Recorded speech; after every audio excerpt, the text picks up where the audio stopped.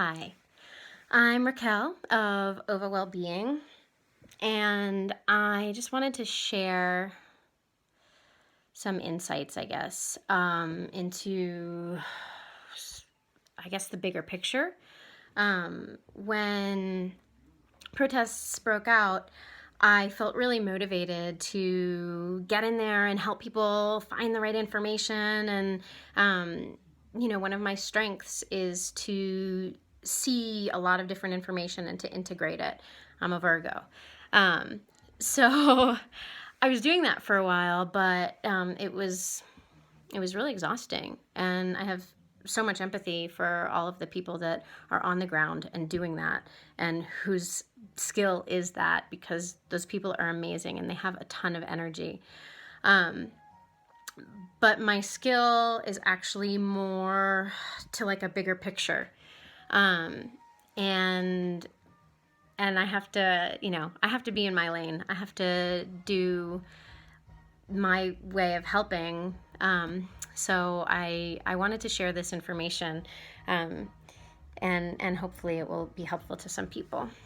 So this is just sort of like a little quick rundown of some astrological things that are happening right now. First of all, on June 2nd, Mercury went into its retrograde shadow. So when Mercury goes retrograde, it looks like it's going backwards from Earth, and it goes vroom, vroom, vroom.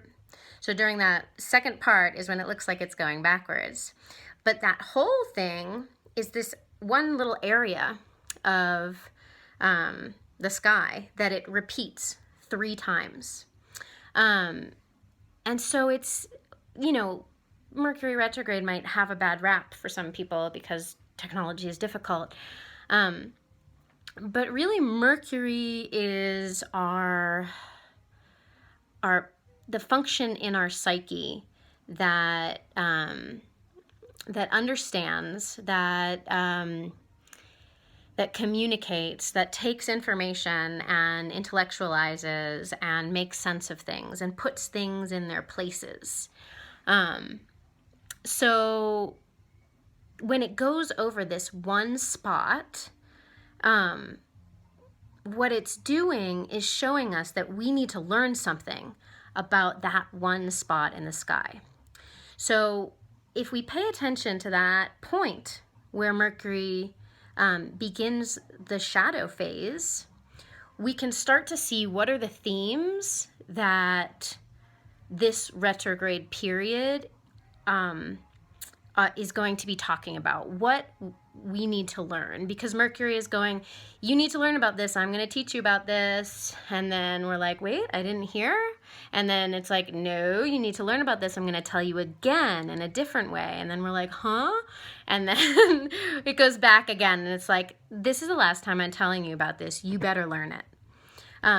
So there's a lot happening in the world right now that Mercury is telling us we need to learn about. And it's happening in this section of Cancer. And Cancer is the mother. Cancer is love. Cancer is where we not only find our defenses and our fears, but we also find the way to self-soothe and be soothed in order to deal with those things. So if you found something coming up in the past few days that was like, regarding your defenses, your fears, your sense of security and love, then that thing is probably going to come up for you a few more times before this Mercury retrograde period is over. And Mercury goes stations retrograde on June 18th. So that's like another important point of the voop, voop, voop, right here. That's the second one, and then it's going to go back again. So pay attention to the messages that you are getting, the things that you might need to try and understand better between now and June 18th. And then you'll see it again one more time after the retrograde period is over. Okay, so that was June 2nd. On June 3rd, the Sun in Gemini was conjunct Venus retrograde in Gemini. So a lot of planets are retrograde right now, and we're going to feel this. We're going to feel this learning process over and over again. So the function of Venus in our psyche is how we connect with other people, how we get what we want using our feminine. We all have a feminine and masculine energy, and Mars is how we get what we want using our masculine energy. So, you know, we'll very much simplify, and we can, if anybody wants to talk to me about masculine, feminine energy, I'm really happy to do that. But let's just say that masculine energy wants to expand, wants to spread, wants to maybe go beyond the boundaries of itself. And feminine energy wants to contract, wants to come in so that more space internally can happen, and wants to connect. That they both want to connect, really. But I think that the way that Venus is really more about like in terms of connection, love, and maybe we can say that Mars is a little bit more about lust. And we can be lusty about all sorts of things, sort of like wanting to consume a little bit more. That's a simplification. Let's just hold that conversation for a second. So when Venus is retrograde, the same thing, where like there's a point in the sky that we have to repeat. We have to see over again. We're sort of stuck in this same place for a little while because things need to slow down and we really need to process what's going on there. And so when we have this conjunction with Venus and the Sun, that's the closest point at which that's like the furthest Venus goes in her retrograde cycle. And so that point is also, I don't know if you've ever seen, I'll post a meme of this if I can find it, the orbital, the cycle that Venus and the Sun make together creates a 5-pointed star in the sky. And every point of that star is where the Sun and Venus meet. So this, like mythically, connects to where we are going sort of deepest into the underworld. In Greek mythology, there's the story of Demeter and Persephone. And actually, Demeter and Persephone are one. They are a mother-child dyad. They are the mother and the daughter together. And at that time is when they get separated, when she's deepest in the underworld, right?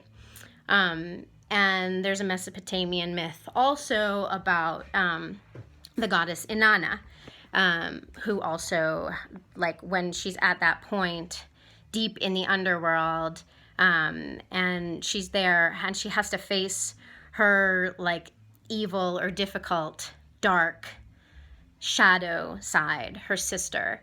And her sister's like, you can't come here with all of your defenses and your shield and your this and your that. You have to take everything off. And she makes her strip completely naked. And it's so like this point is when we're just like stripping completely naked.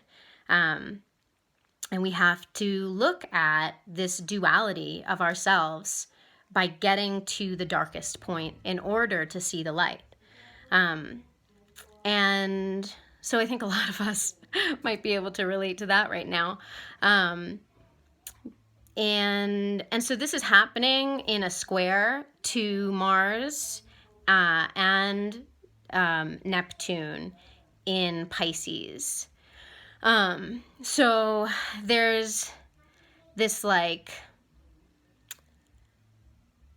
information feels so big. There's so much going on, and things can be easily obscured, and it's easy to want to shut it out, and it's easy to want to get angry about it. There's all of this tension between this dark, introspective journey that we have to do inside ourselves in order to find our love, in order to understand our duality. And it's in this really tense spot with Mars, which is, you know, the way we get what we want in a masculine way, and then Neptune, which is just like the truth, pure truth, so big that the human mind can't really understand it. This like cosmic truth that a lot of times when we're close to that, when we feel like we have touched that, it's something that we often we're like, I can't get it. It was too much for me. And we have to sort of shut it down. And Neptune can cause us to want to numb out, to use substances and behaviors that just numb us out because we kind of can't handle it. And so there's this vision of like the truth, the huge totality of things, and the fact that some of those things are really dark and difficult. And that just means they're further away from love. That darkness is not, the universe is not saying this is good, this is bad. The universe is just saying, like, if you want to get back to love, this is what you have to do. This is the work that you have to do. You have to go into a dark place to see what it is that's holding you back from love, from the light.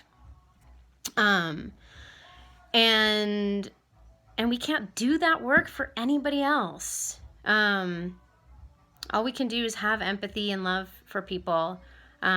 We can't change anyone directly. And until people want to take responsibility for their own darkness, for the parts of them that have absconded with love, and probably due to fear and due to trauma, and there's all sorts of reasons why that happens. But until you do the work to heal that little part that's stuck in the darkness, nobody can really do anything for you. And that's a hard lesson. So that was on the 3rd. And on the 5th, which is today, we have a partial lunar eclipse in Sagittarius. And first of all, the ruler of Sagittarius is Jupiter. Jupiter is also retrograde right now in Capricorn. So it's telling us, it's amplifying. Jupiter is the part of our psyche that just like amplifies everything, and good or bad, just turns everything into something way bigger, and helps us to find our belief system. And so our belief system is in retrograde. It's moving backwards. It's moving slowly. It's stuck on something that we need to look at over and over again in Capricorn, which is where we create our structures, all the structures in the world. So that is being eclipsed. We're having this moment where we can't even see what's going on. We can't see it. And the moon disappears, the light disappears. And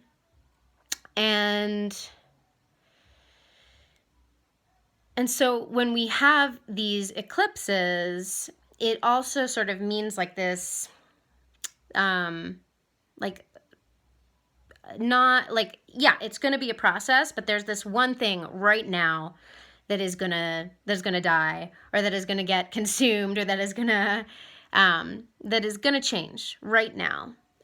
So if you're feeling that in yourself, that's the action of the eclipse right now. And the eclipse is square to Chiron, and Chiron is our wounded healer. Our Chiron is what hurts us the most, which makes us decide what to do in this world to make that pain better. And we're doing it for other people, and we're trying to do it for ourselves. So it's kind of almost like, what is maybe not your purpose, but maybe your purpose? Like, what is going to be the work that can heal the kind of hurt that you know best? So there's a tension between that and this moon. And additionally, with all of that going on, Mercury is sextile to Uranus and Taurus. And Uranus and Taurus has been like switching up everything that we feel about our bodies, everything that we feel about the earth, everything that we feel about value in general, which includes money and forms of money and forms of energy exchange and how we show value to one another. And with that, that Mercury in Cancer, there's sort of an opportunity to mother ourselves, mother our bodies, mother our sense of pleasure in our own bodies, to soothe our nervous systems so that we can just for one moment feel good. There's an opportunity there. Even though there's so much crazy stuff going on in the world, in the skies, there is this avenue to really take care of yourself and to really give some mothering love to your nervous system. And I've posted a few things on how to work with the nervous system, and I'm also offering free sessions to Black people and people of color who want to learn some of those skills. So I will be very pleased if anybody wants to take me up on that. Shoot me a message. And there's one other thing. So today is, hold on, I don't want to mess up the name of it. I think it's called Saga Dawe Duchen. And in Tibetan Buddhism, it's sort of a holiday because it celebrates the same day at different points in the Shakyamuni Buddha's life. It was his birth, his death, and his awakening, his enlightenment. And so that's always like a very auspicious time in the Tibetan Buddhist calendar. And then on top of that, in the Vedic calendar, eclipses are always a point where you can sort of plant a seed, and that seed will have much more likelihood of growing. So they say that in an eclipse, if you just do a mantra once, it's like doing it 1,000 times. If you do a good deed once, it will be magnified 1,000 times. So those two things are happening at the same time today. So it's from sundown yesterday to sunrise tomorrow. So we're in the middle of it. And so it's an opportunity to generate as much love and compassion, compassionate thought and action to yourself and to others, and really sort of create that habit for yourself. You're doing it today because you have the intention to do it every day, and you'll get like a little boost for that. That took me longer than I thought, but I hope that's helpful information for people, and I'd be happy to do more of these if people are interested, if this is helpful. And I'm thinking of everybody with love. Take care. Happy eclipse. Bye.